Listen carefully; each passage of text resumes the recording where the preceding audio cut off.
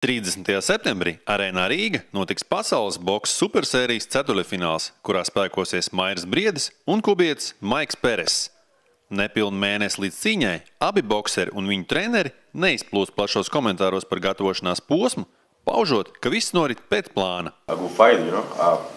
A hard fight. He's a champion, so I training hard for it. So, you know, I looking forward for just to give the crowd like what they deserve.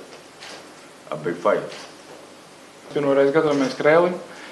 Specifiski viss ir pavisam savādāk, nav kā parasti.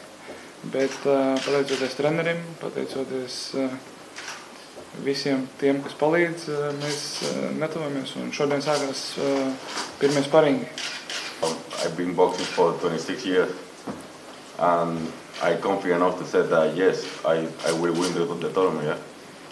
Es domāju, ka šeit arī viss apstāsies pie mūsu cīņas, viņa turnīrus, bet tāpēc arī mēs gatavojamies, un to mēs redzēsim, kas notiksies 30. septembrī.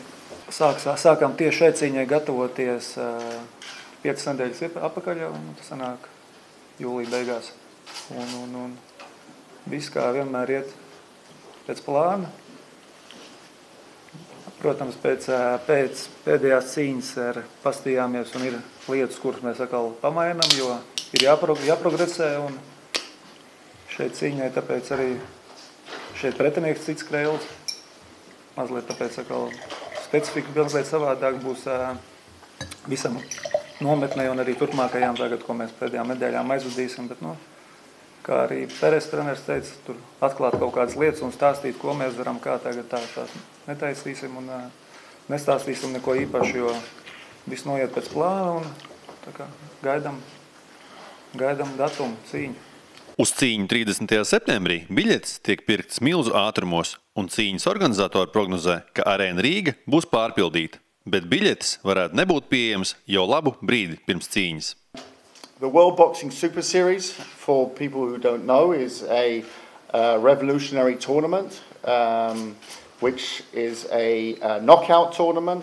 This is the quarter-final stage of the cruiserweight division. But I must say, before the press conference today, we've already sold, I think, 75% of the tickets. So I think the end of the week it's sold out.